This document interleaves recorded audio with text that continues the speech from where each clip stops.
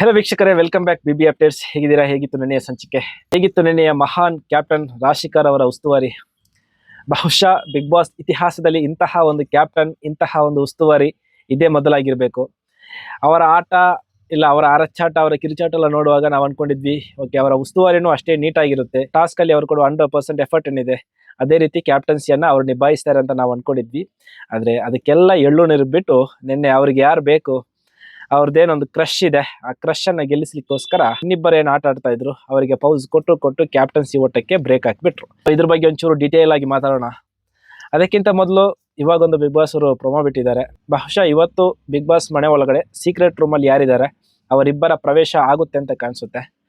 ಅದರ ಮೊದಲನೆಯ ಹೆಜ್ಜೆ ಎಂಬಂತೆ ಇವತ್ತು ಬಿಗ್ ಬಾಸ್ ಮನೆ ಒಳಗಡೆ ಅವರನ್ನ ಕರೆಸಿ ಬಿಗ್ ಬಾಸ್ ಮನೆಯನ್ನು ಇಡೀ ಗಲೀಜ್ ಮಾಡಿ ಹಾಕ್ಲಿಕ್ಕೆ ಟಾಸ್ಕ್ ಅನ್ನ ಕೊಟ್ಟಿದ್ದಾರೆ. ಅದನ್ನ ನೀಟ್ ಮಾಡಿ ಮನೆಯನ್ನ ಸೆಟ್ ಮಾಡಿ ಇಟ್ರೆ ಬಿಗ್ ಬಾಸ್ ಮನೆ ಮಂದಿಗೆ ಲಕ್ಸುರಿ ಬಜೆಟ್ ಸಿಗುತ್ತೆ. ಸೊ ಅದರ ಪ್ರೊಮೋ ಒಂದಿದೆ, ನೋಡ್ಕೊಂಡು ಬರೋಣ ಬನ್ನಿ.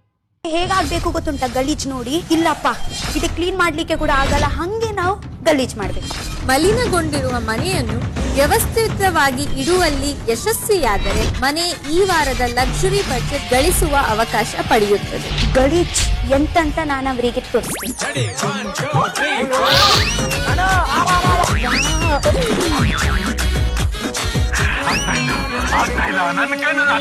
ಎಸ್ ವೀಕ್ಷಕರೇ, ನೋಡಿದಿರಲ್ಲ ಪ್ರೊಮೋ ಹೇಗಿದೆ ಏನು ಅಂತ. ಅಷ್ಟೇನು ಇಂಟ್ರೆಸ್ಟಿಂಗ್ ಇಲ್ಲ. ಅಂದ್ರೆ ಇವತ್ತು ಜಗಳ ಆಡೋದೆಲ್ಲ ಕಡಿಮೆ ಆಗಿದೆ. ಯಾಕಂತ ಹೇಳಿದ್ರೆ ನಿನ್ನೆಯ ರಕ್ಷಿತಾ ಶೆಟ್ಟಿಯ ಮಿತಿ ಮೀರಿದ ಒಂದು ವರ್ತನೆ ಏನ್ ನಮ್ಗೆ ಕಾಣಿಸ್ತು, ಬೆಡ್ಶೀಟ್ ಅನ್ನೆಲ್ಲ ಎಳೆದು ಕೆಳಗಡೆ ಹಾಕಿರೋದು. ಆ ನಂತರ ರಕ್ಷಿತಾ ಶೆಟ್ಟಿ ಫುಲ್ ಆಗಿ ಡೌನ್ ಆಗಿದ್ದಾರೆ. ಅದು ಲೈವ್ ನೋಡಿದವರಿಗೆ ಗೊತ್ತಾಗಿರುತ್ತೆ. ಸೊ ಜಾಸ್ತಿ ಏನು ಮಾತುಕತೆ ಇಲ್ಲ. ಆದ್ರೂ ಕೂಡ ಧ್ರುವಂತ್ ಅವರು ಟ್ರಿಗರ್ ಮಾಡ್ತಾನೆ ಇದ್ದಾರೆ. ಸ್ಟೆಪ್ ಬೈ ಸ್ಟೆಪ್ ಬಂದು ಅವರನ್ನ ಕಾಲೆಳೆಯೋದು ಇಲ್ಲ ವ್ಯಂಗ್ಯವಾಡೋದು ಅದು ಮಾಡ್ತಾನೆ ಇದ್ದಾರೆ. ಆದ್ರೆ ರಕ್ಷಿತಾ ಶೆಟ್ಟಿ ಅದಕ್ಕೇನು ರಿಪ್ಲೈ ಕೊಡ್ತಾ ಇಲ್ಲ. ರಕ್ಷಿತಾ ಶೆಟ್ಟಿಯ ಮೇಲೆ ಜನರಿಗಿದ್ದಂತಹ ಒಂದು ಒಳ್ಳೆಯ ಅಭಿಪ್ರಾಯವನ್ನ ಅರ್ಧಕ್ಕರ್ಧ ಕಿತ್ತು ಬಿಸಾಕಿದಂತಹ ಕೀರ್ತಿ ಬಿಗ್ ಬಾಸ್ಗೆ ಸಲ್ಬೇಕು. ಅದು ಯಾತಕ್ಕೋಸ್ಕರ ರಕ್ಷಿತಾ ಶೆಟ್ಟಿ ಅಂತಹ ಒಬ್ರು ಕ್ಯಾರೆಕ್ಟರ್ ಅನ್ನ ಧ್ರುವಂತ್ ಅಂತಹ ಇನ್ನೊಂದು ಕ್ಯಾರೆಕ್ಟರ್ ಜೊತೆ ಮಿಕ್ಸ್ ಮಾಡಿ ಅವರ ಕಂಟೆಂಟು ಇಲ್ಲ ಅವರ TRP ಹಪಾಪಿಗೆ ಒಟ್ಟಿಗೆ ಹಾಕಿದ್ರು ಅಂತ ಗೊತ್ತಿಲ್ಲ. ಯಾಕೆಂತ ಹೇಳಿದ್ರೆ ಅವರಿಬ್ಬರಿಗೂ ಮೊದಲಿಂದನೂ ಆಗ್ತಾ ಇಲ್ಲ. ಫಸ್ಟ್. ಎರಡನೇದು ಧ್ರುವಂತಿನ ವ್ಯಕ್ತಿತ್ವ ಏನು ಅಂತ ಗೊತ್ತಿದೆ. ಮೂರನೇದಾಗಿ ಧ್ರುವಂತು ಆ ಸೀಕ್ರೆಟ್ ಮನೆ ಒಳಗಡೆ ಹೋದ ನಂತರ ರಕ್ಷಿತಾ ಶೆಟ್ಟಿಯ ಜೊತೆ ನಡೆದುಕೊಳ್ಳುತ್ತಿರುವಂತಹ ರೀತಿ. ಒಂದು ಎಪಿಸೋಡ್ ಅಲ್ಲಿ ಒಂದೇ ಒಂದು ಕಾನ್ವರ್ಸೇಷನ್ ನಮಗೆ ತೋರಿಸಿ ರಕ್ಷಿತಾ ಶೆಟ್ಟಿಯ ಜೊತೆ ಅವರು ನೀಟಾಗಿ ಅಂದ್ರೆ ಕೂಲ್ ಆಗಿ ಮಾತಾಡಿರೋದು ಯಾವುದು ಕೂಡ ಇಲ್ಲ. ಪ್ರತಿ ಮಾತಲ್ಲೂ ಕೂಡ ಟಾಂಗ್ ಇತ್ತು. ಪ್ರತಿ ಮಾತು ಕೂಡ ಚುಚ್ಚುವಂಥದ್ದು ಇಲ್ಲ ವ್ಯಂಗ್ಯವಾಡುವಂಥದ್ದು. ನಿನ್ನ ತಲೆಯಲ್ಲಿ ಏನಿಲ್ಲ, ನಿನ್ನ ತಲೆಯಲ್ಲಿ ಸೆಗಣಿ ಇದೆ, ಇಲ್ಲ ನಿನ್ನದು ಹಾವಭಾವ, ನೀನದು ನೀನಿದು.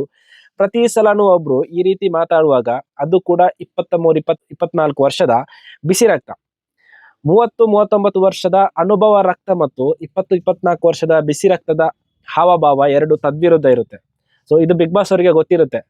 ಅದಕ್ಕೋಸ್ಕರನೇ ಅವರಿಬ್ಬರನ್ನ ಬಿಗ್ ಬಾಸ್ ಸೀಕ್ರೆಟ್ ಮನೆ ಒಳಗಡೆ ಹಾಕಿ ಕಂಟೆಂಟ್ ಅನ್ನ ತಗೊಂಡಿದ್ದಾರೆ, TRP ಅನ್ನ ಹೆಚ್ಚಿಸಿದ್ದಾರೆ. ಆದ್ರೆ ಇದರ ಅಡ್ಡ ಪರಿಣಾಮ ಬೀರಿದ್ದು ರಕ್ಷಿತಾ ಶೆಟ್ಟಿಯ ಕ್ಯಾರೆಕ್ಟರ್ ಮೇಲೆ. ರಕ್ಷಿತಾ ಶೆಟ್ಟಿಯ ಕ್ಯಾರೆಕ್ಟರ್ ಏನು ಅಂತ ಹೇಳಿದ್ರೆ ಒಂಚೂರು ಆತುರವಾಗಿ ಮಾತಾಡೋದು. ಎರಡನೇದು ಕೆಟ್ಟದರ ಜೊತೆ ಇಲ್ಲ ಕೆಟ್ಟವರ ಜೊತೆ ಕಾಂಪ್ರಮೈಸ್ ಆಗಲ್ಲ ಅನ್ನೋ ಒಂದು ಗಟ್ಟಿ ನಿರ್ಧಾರ. ಆಯ್ತಾ? ಈ ಎರಡು ಕ್ಯಾರೆಕ್ಟರ್ ಇರೋದ್ರಿಂದ ಧ್ರುವಂತಿಗೆ ತುಂಬಾನೇ ಪಾಸಿಟಿವ್ ಆಗಿ ಬಂತು. ಧ್ರುವಂತ್ ಹೆಂಗೆ ಅಂತ ಹೇಳಿದ್ರೆ ಎಲ್ಲರನ್ನು ಟ್ರಿಗರ್ ಮಾಡ್ತಾರೆ, ಎಲ್ಲರ ಜೊತೆ ನಯವಾಗಿದ್ದುಕೊಂಡು ಅಲ್ಲಿಂದ ಅವರವರ ಪಾಯಿಂಟ್ ಅನ್ನ ಕಲೆಕ್ಟ್ ಮಾಡ್ಕೊಂಡು ಆಟ ಆಡೋರು. ಸೊ ರಕ್ಷಿತಾ ಶೆಟ್ಟಿಯ ಮೈನಸ್ ಪಾಯಿಂಟ್ ಕರೆಕ್ಟ್ ಆಗಿ ಧ್ರುವಂತಿಗೆ ಗೊತ್ತಾಯ್ತು. ಸೊ ಅವರು ಅದನ್ನ ಹಿಡ್ಕೊಂಡು ಟ್ರಿಗರ್ ಮಾಡಿದ್ರು. ರಕ್ಷಿತಾ ಶೆಟ್ಟಿ ಇಲ್ಲಿವರೆಗೂ ನಮ್ಗೆ ಕಾಣಿಸದಂತಹ ಒಂದು ಕ್ಯಾರೆಕ್ಟರ್ ಏನಿದೆ ಆ ಕ್ಯಾರೆಕ್ಟರ್ ಅನ್ನ ನಮ್ಗೆ ನೆನ್ನೆ ಕಾಣಲಿಕ್ಕೆ ಸಾಧ್ಯ ಆಯ್ತು. ರಕ್ಷಿತಾ ಶೆಟ್ಟಿ ಬಿಟ್ಟು ಬೇರೆ ಯಾರನ್ನಾದ್ರೂ ಅವ್ರು ಆಯ್ಕೆ ಮಾಡ್ಬೋದಿತ್ತು. ಧ್ರುವಂತ್ ಮತ್ತು ಗಿಲ್ಲಿಯನ್ನ ಹಾಕ್ಬೇಕಿತ್ತು. ಯಾಕೆಂತ ಹೇಳಿದ್ರೆ ಗಿಲ್ಲಿ ಅಷ್ಟು ಶಾರ್ಟ್ ಟೆಂಪರ್ ಅಲ್ಲ. ಗಿಲ್ಲಿಗಿರೋ ಪ್ಲಸ್ ಪಾಯಿಂಟ್ ಏನು ಅಂತ ಹೇಳಿದ್ರೆ ಮುಂದೆ ಇರೋರು ಯಾವ ರೀತಿ ಬೇಕಾದ್ರೂ ಮಾತಾಡ್ಲಿ ಅವರನ್ನ ಅದೇ ರೀತಿ ಟ್ರೋಲ್ ಮಾಡ್ಕೊಂಡು ರಿಟರ್ನ್ ಕೊಡೋದು. ಅದೇ ಪ್ಯಾಟರ್ನ್ ಅನ್ನ ಧ್ರುವಂತ್ ರಕ್ಷಿತನ್ಗೆ ಬಳಸಿ ರಕ್ಷಿತನನ್ನ ಟ್ರಿಗರ್ ಮಾಡಿ ತುಂಬಾ ಕೆಟ್ಟದಾಗಿ ಚಿತ್ರೀಕರಣ ಮಾಡ್ಲಿಕ್ಕೆ ಪ್ರಯತ್ನ ಪಟ್ಟು ಅದರಲ್ಲಿ ಅರ್ಧ ಸಫಲತೆಯನ್ನು ಹೊಂದಿದ್ದಾರೆ. ಸೊ ಆದ್ರೆ ಇದಿಷ್ಟೇ ಬಿಗ್ ಬಾಸ್ ಅಲ್ಲ, ಇನ್ನು ಮುಂದಿನ ವಾರಗಳು ಇದೆ. ಇನ್ನು ನೆನ್ನೆಯ ಉಸ್ತುವಾರಿ ಹೇಗಿತ್ತು ಫ್ರೆಂಡ್ಸ್? ಉಸ್ತುವಾರಿ ಹೇಗಿತ್ತು? ರಾಶಿಕಾ ಶೆಟ್ಟಿ ಕ್ಯಾಪ್ಟನ್ ಆದ ವಾರದಿಂದ ನಿನ್ನೆಯವರೆಗೂ ಪ್ರತಿ ಸಲನೂ ಕೂಡ ರಾಶಿಕಾ ಶೆಟ್ಟಿ ಏನಾದ್ರು ನಿರ್ಧಾರ ತಗೋತಾರೆ ಇಲ್ಲ ರಾಶಿಕಾ ಶೆಟ್ಟಿಯಿಂದ ಏನಾದ್ರು ಪ್ರಾಬ್ಲಮ್ ಆಯ್ತು ಗೇಮಲ್ಲಿ ಅಂತ ಅಲ್ಲಿ ಡಿಪೆಂಡ್ ಮಾಡ್ಲಿಕ್ಕೆ ಬರೋದು ಸೂರಜ್. ಒಂದೊಂದ್ಸಲ ಹೇಗಾಗುತ್ತೆ ಅಂತ ಹೇಳಿದ್ರೆ ಅಲ್ಲಿ ಕ್ಯಾಪ್ಟನ್ ರಾಶಿಕಾನ ಅಲ್ಲ ಸೂರಜ್ ಅನ್ನೋ ಮಟ್ಟಕ್ಕೆ ಕನ್ಫ್ಯೂಷನ್ ಆಗ್ತಾ ಇತ್ತು. ಸೊ ಇದ್ರ ಬಗ್ಗೆ ಮಾತಾಡಿರ್ಲಿಲ್ಲ. ಆದ್ರೆ ನಿನ್ನೆ ಗೇಮಲ್ಲಿ ರಾಶಿಕನಿಗೆ ಸೂರಜೇ ಗೆಲ್ಬೇಕು ಅನ್ನೋ ಒಂದು ಆಸೆ ಇತ್ತು. ಅವರಿಬ್ಬರ ಟೀಮ್ ಗೆಲ್ಬೇಕು, ಗಿಲ್ಲಿ ಮತ್ತು ರಗಿ ಟೀಮ್ ಗೆಲ್ಬಾರ್ದು ಅಂತ.